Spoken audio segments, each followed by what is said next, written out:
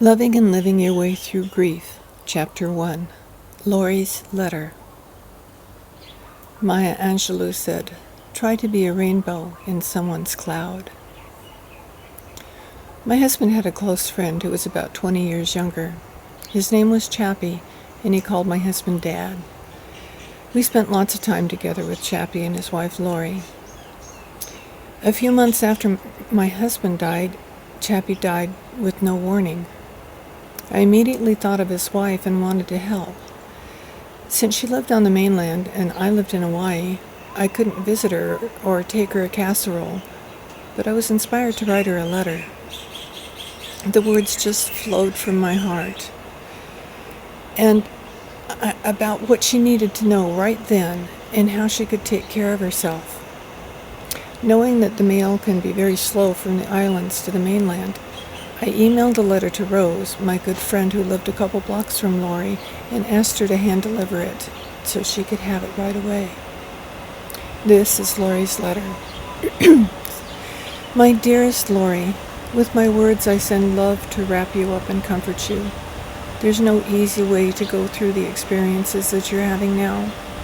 The most important thing to remember is that this is the worst you can feel. And because of that, every moment, every day will be better than the day before. It might not seem like it right now because the better part is so small, but it grows as time passes. Right now, take care of you. Don't think of it as selfish, but rather know it's self-care. Cry when you want. Be alone when you want. Be only with who you want to be. Eat only what you want to eat. And don't judge yourself for anything. Don't be surprised at anything.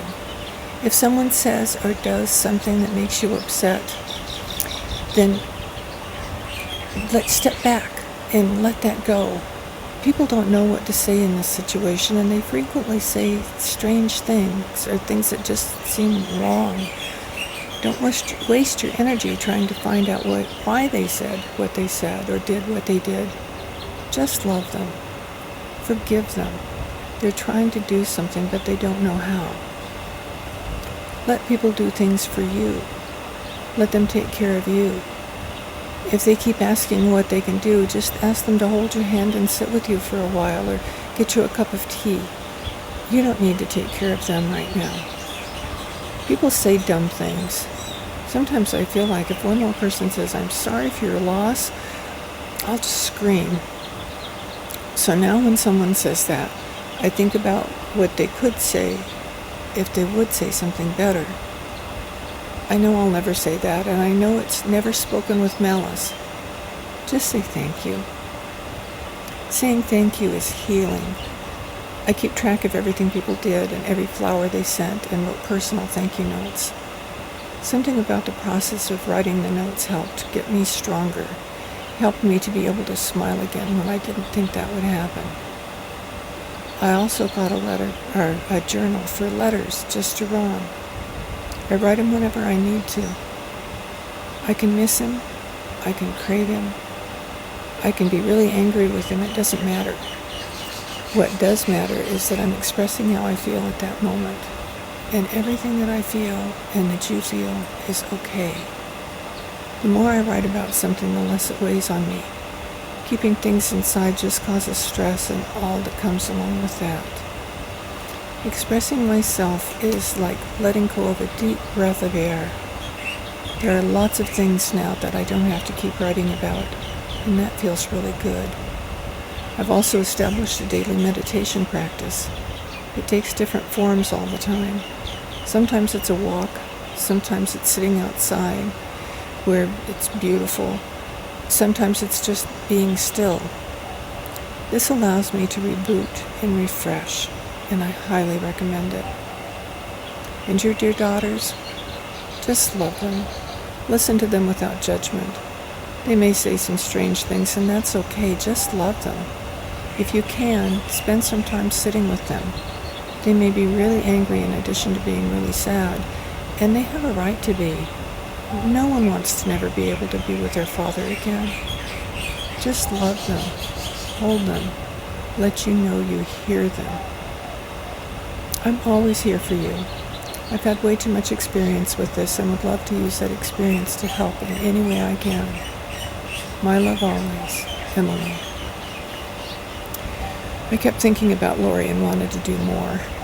I knew that one of my biggest challenges when both my husbands died was that many of my friends kind of faded away, especially the first time. One of my creative projects was to make note cards using pictures I take on the island of Maui.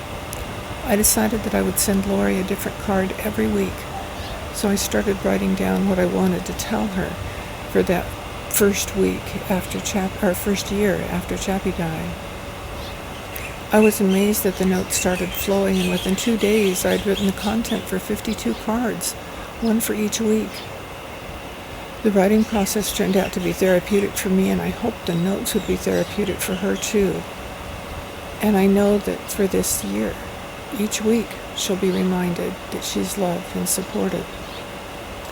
Since Ron died, and I'm retired now, I've been trying to figure out what I'm supposed to be doing. I told my granddaughter Katie about the 52 cards I wrote, and she called to tell me that her dad's best friend had died suddenly in his 50s, and she wanted to send the cards I created to his widow. While I was working on putting the cards together for her, I was listening to a podcast on my computer by Lisa Jones, the millionaire medium. She read the first chapter of a book she'd written about the experience she had when her husband died, which was so powerful. I'd read her whole book before, and hearing her speak her experience was amazing. And I thought, I can do that. I can write a book about the 52 weeks of ideas that I came up with. I'm grateful for the inspiration and hope it will bring love, joy, and comfort and support to people dealing with any kind of loss or just feeling loss. So here it is.